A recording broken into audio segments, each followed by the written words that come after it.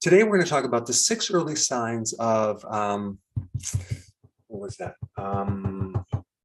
Dementia. Now, before I begin, I want to tell you a little story about what happened when I was in practice. And this relates to early signs of dementia that weren't really early signs of dementia. You see, when you're stressed or tired, or maybe you didn't sleep, you could have all of the symptoms of dementia, but not really have dementia. And the worst thing you could do is give your spouse or partner the wrong diagnosis, or even diagnose them at all. That's really, really bad.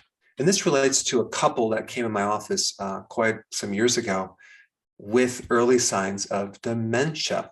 And as I was talking to the husband, I asked him, when did you first notice signs of dementia? He said, I'm not sure, but I think it was when my wife started to diagnose me. And I was like, oh, okay. And I noticed when they were sitting there, they were going back and forth.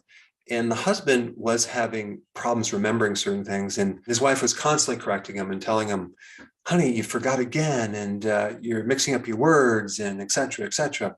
And so I was brutally honest. And I actually just told her, that's going to make things worse.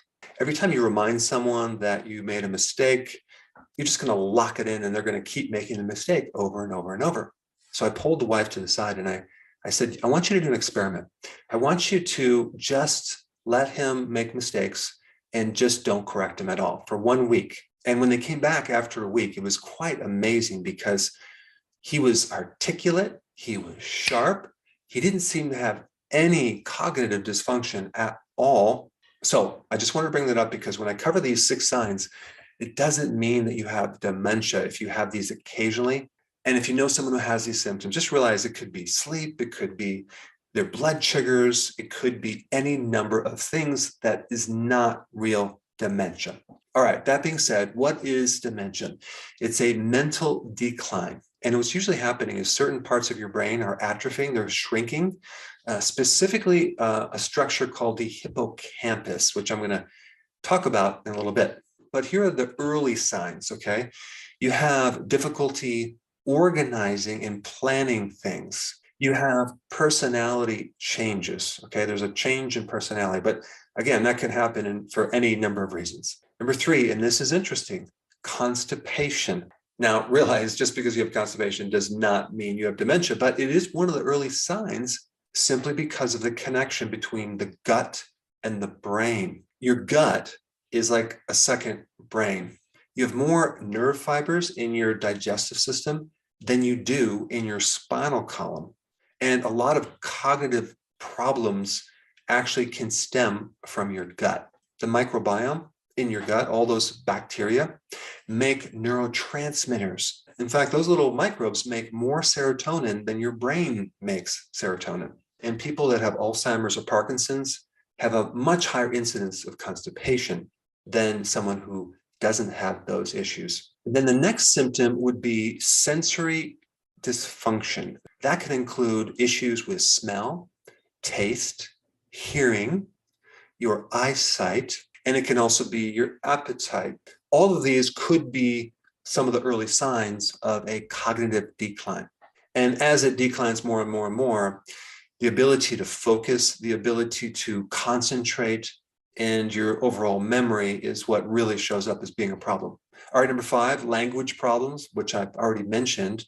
Like you're trying to find words for certain things. You tend to repeat things over and over again, or you might be mixing up your words. This is a problem with the hippocampus. And there's a lot more to this topic that I'm not going to get into in this video, but like there's one symptom, for example, that a person is able to talk and make sentences totally fine, but it's incoherent. What they're saying does not make sense.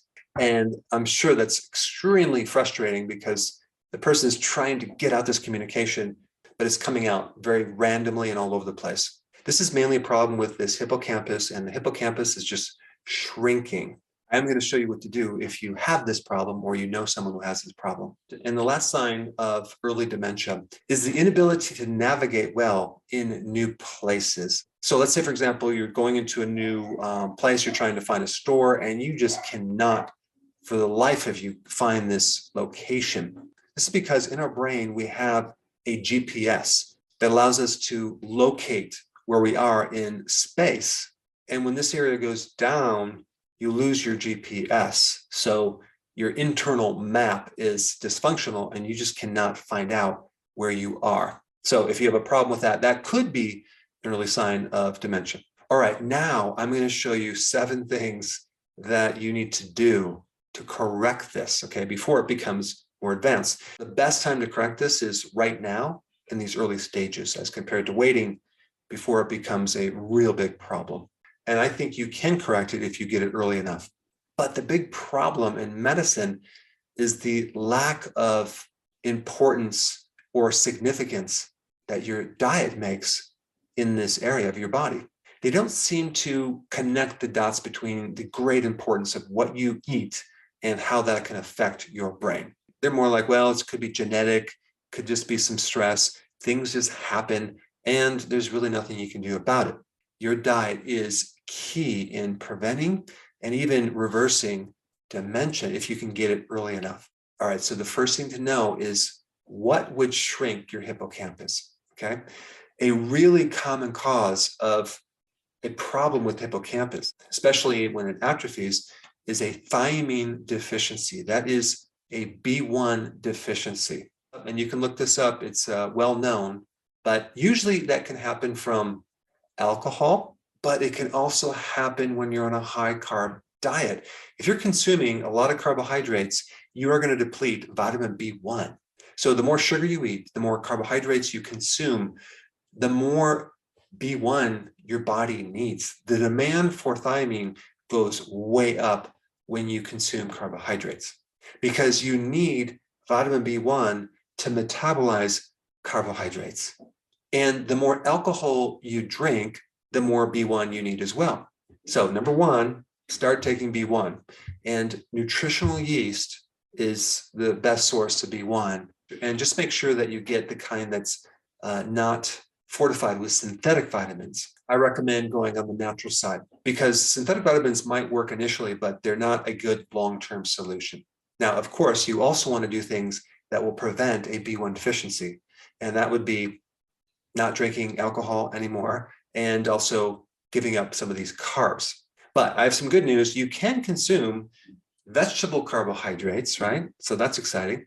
All right, let's switch to number 2. And I've already kind of talked a little bit about this, but you want to fix the gut, the microbiome. There's some real interesting research on Alzheimer's and Parkinson's, and there seems to always be a lack of diversity in the microbiome. There always seems to be gut inflammation in these patients as well. So one of the important things to do is to increase the diversity of the microbiome. And one of the best ways to do that is to start consuming different types of vegetables, not just one type of vegetable over and over and over, like just salad. But if you're going to do salad, have a wide variety of different types of salad, different types of fibers that have different phytonutrients that can then strengthen different strands. So that's one way. Another way is to do fasting. Fasting increases the diversity of your microbiome. Now, you would think if you starved off the microbes, they would get weaker, but they get stronger. And you have new strains that just kind of come out and start to thrive. It's part of a survival mechanism that has been evolving for eons. Now, also realize that your gut and your brain is bidirectional, okay? Through the vagus nerve, you have information going from the gut to the brain and information going from the brain down to the gut. So if you have a problem with your brain, you're gonna have a problem with your gut. If you have a problem with your gut, you can have a problem with your brain. And like I said before, a good amount of the neurotransmitters are produced by your microbes. A good amount of the B vitamins are made by your own microbes. And there's been some really good research on getting people off gluten and seeing huge improvements in dementia. And so gluten can actually worsen dementia. And I'm not just talking about going on a gluten-free diet. I'm talking about going on a low-carb, no-grain diet. And one little point about GMO foods.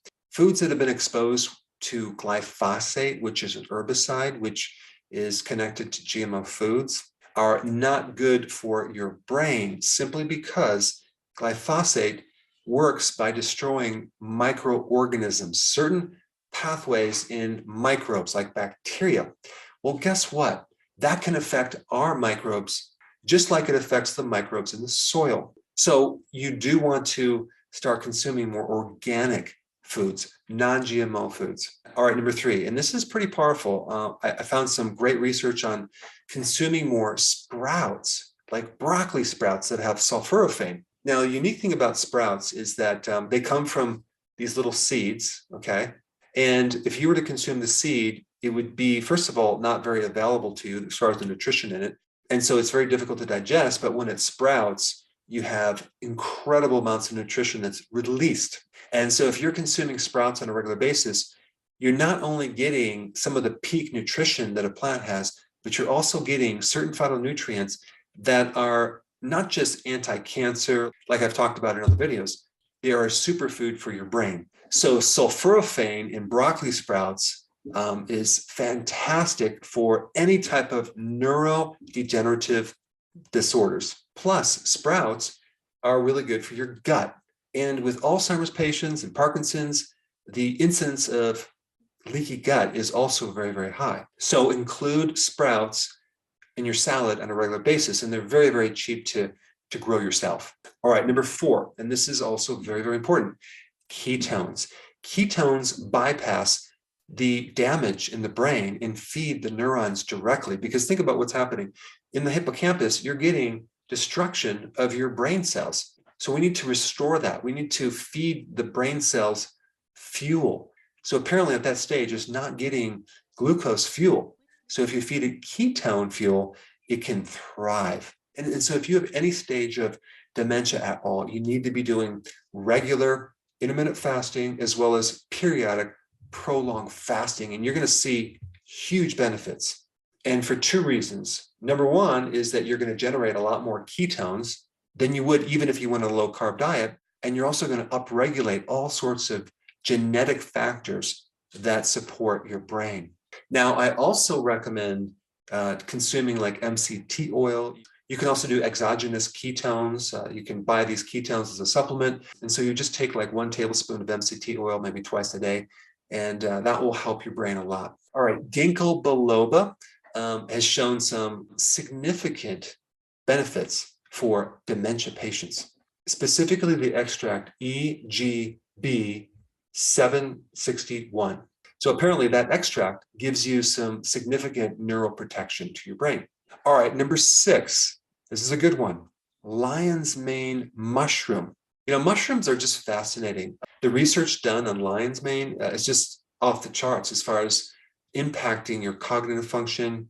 I mean, it's not insignificant. It creates a huge impact on your brain. So I'm going to put that information down below. And then there's the usual recommendations that I always talk about in my videos on your brain.